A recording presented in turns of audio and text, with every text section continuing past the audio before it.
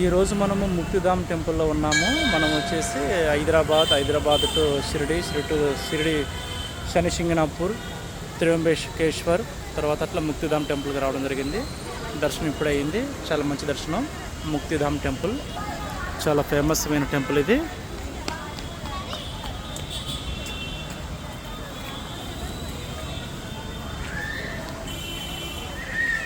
ప్రతి ఒక్కరూ ఈ దర్శనానికి రావాలి. తర్వాత త్రియంబకేశ్వర్ ఇక్కడి నుంచి వచ్చేసి 36 కిలోమీటర్స్ వస్తుంది.